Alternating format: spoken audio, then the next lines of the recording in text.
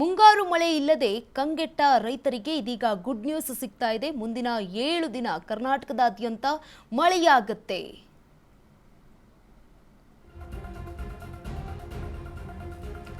ಮುಂಗಾರು ಮಳೆ ಇಲ್ಲದೆ ಕಂಗೆಟ್ಟ ರೈತರಿಗೆ ಗುಡ್ ನ್ಯೂಸ್.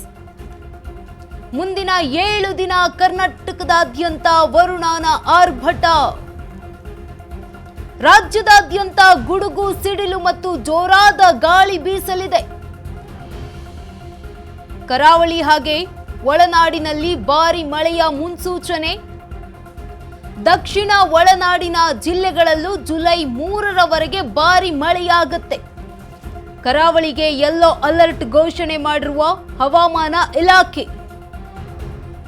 ಗುಡುಗು ಸಿಡಿಲಿನಿಂದ ಜಾಗರೂಕರಾಗಿರುವಂತೆ ಜನರಿಗೆ ಎಚ್ಚರಿಕೆಯನ್ನ ನೀಡಿದೆ. ಜೂನ್ 30ರಿಂದ ರಾಜ್ಯದ ಕೆಲವೆಡೆ ಮಳೆಯ ತೀವ್ರತೆ ಹೆಚ್ಚಾಗುವ ಸಾಧ್ಯತೆ ಇದೆ. ಕರಾವಳಿ ಜಿಲ್ಲೆಗಳಾದ ಉಡುಪಿ, ದಕ್ಷಿಣ ಕನ್ನಡ ಮತ್ತು ಉತ್ತರ ಕನ್ನಡ ಜೊತೆಗೆ ಮಲೆನಾಡು ಜಿಲ್ಲೆಗಳಲ್ಲಿ ಮುಂದಿನ 7 ದಿನ ನಿರಂತರ ಮಳೆಯಾಗುತ್ತೆ. ಜೂನ್ 28, 29, 30ರವರೆಗೆ ಭಾರಿ ನಿರಂತರ ಮಳೆಯ ಮುನ್ಸೂಚನೆಯನ್ನ ನೀಡಿದೆ ಹವಾಮಾನ ಇಲಾಖೆ. ಭೀಕರ ಗುಡುಗು ಸಿಡಿಲು ಹಾಗೂ ಬಿರುಗಾಳಿ ಬೀಸುವ ಸಾಧ್ಯತೆ ಇದೆ ಕರ್ನಾಟಕ ರಾಜ್ಯದಲ್ಲಿ. ಜುಲೈ 1ರಿಂದ 3ರವರೆಗೂ ಮುಂಗಾರು ಮುಂದುವರಿಯುವ ಸಾಧ್ಯತೆ ಇದೆ ಅಂತ ಕೂಡ ಹೇಳಲಾಗಿದೆ. ಉತ್ತರ ಒಳನಾಡಿನ ಜಿಲ್ಲೆಗಳಲ್ಲಿ 1 ವಾರ ಬಿರುಗಾಳಿ ಸಹಿತ ಮಳೆಯಾಗುತ್ತೆ.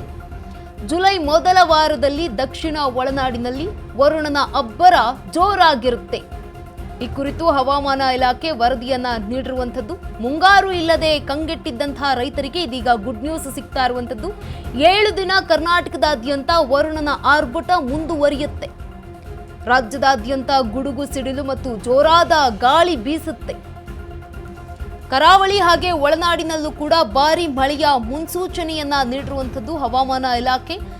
ದಕ್ಷಿಣ ಒಳನಾಡಿನ ಜಿಲ್ಲೆಗಳಲ್ಲೂ ಕೂಡ ಜುಲೈ 3ರವರೆಗೆ ಭಾರಿ ಮಳೆಯ ಮುನ್ಸೂಚನೆಯನ್ನ ನೀಡಲಾಗಿದ್ದು, ಕರಾವಳಿಗೆ ಯೆಲ್ಲೋ ಅಲರ್ಟ್ ಘೋಷಣೆ ಮಾಡಿದೆ ಹವಾಮಾನ ಇಲಾಖೆ. ಗುಡುಗು ಸಿಡಿಲಿನಿಂದ ಜಾಗರೂಕರಾಗಿರುವಂತೆ ಜನರಿಗೆ ಎಚ್ಚರಿಕೆಯನ್ನ ಕೂಡ ನೀಡಲಾಗಿದೆ. ಜೂನ್ 30ರಿಂದ ರಾಜ್ಯದ ಕೆಲವೆಡೆ ಮಳೆಯ ತೀವ್ರತೆ ಹೆಚ್ಚಾಗುವ ಸಾಧ್ಯತೆ ಇದೆ. ಕರಾವಳಿ ಜಿಲ್ಲೆಗಳಾದ ಉಡುಪಿ ಹಾಗೆ ದಕ್ಷಿಣ ಕನ್ನಡ ಮತ್ತು ಉತ್ತರ ಕನ್ನಡ ಈ ಜಿಲ್ಲೆ ಸೇರಿದಂತೆ ಜೊತೆಗೆ ಮಲೆನಾಡು ಜಿಲ್ಲೆಗಳಲ್ಲೂ ಕೂಡ ಮುಂದಿನ 7 ದಿನ ನಿರಂತರ ಮಳೆಯ ಮುನ್ಸೂಚನೆ ನೀಡಿರುವಂಥದ್ದು. ಜೂನ್ 28, 29, 30ರವರೆಗೆ ಭಾರಿ ಮಳೆಯ ಮುನ್ಸೂಚನೆಯನ್ನ ನೀಡಿದೆ ಹವಾಮಾನ ಇಲಾಖೆ.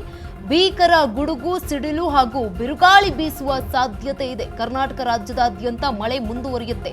ಜುಲೈ 1ರಿಂದ 3ರವರೆಗೂ ಕೂಡ ಮುಂಗಾರು ಮುಂದುವರಿಯುವ ಸಾಧ್ಯತೆ.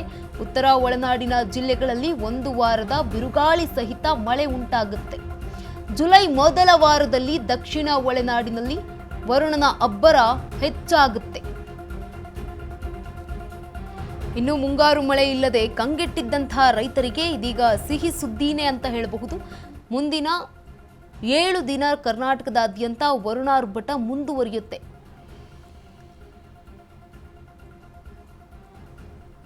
ರಾಜ್ಯದಾದ್ಯಂತ ಗುಡುಗು ಸಿಡಿಲು ಮತ್ತು ಜೋರಾದ ಗಾಳಿ ಕೂಡ ಬೀಸುತ್ತೆ ಅನ್ನುವಂತಹ ಮಾಹಿತಿ ಇದೆ. ಜೊತೆಗೆ ಕರಾವಳಿ ಹಾಗೆ ಒಳನಾಡಿನಲ್ಲಿ ಭಾರಿ ಮಳೆಯ ಮುನ್ಸೂಚನೆಯನ್ನ ನೀಡಿದೆ ಹವಾಮಾನ ಇಲಾಖೆ.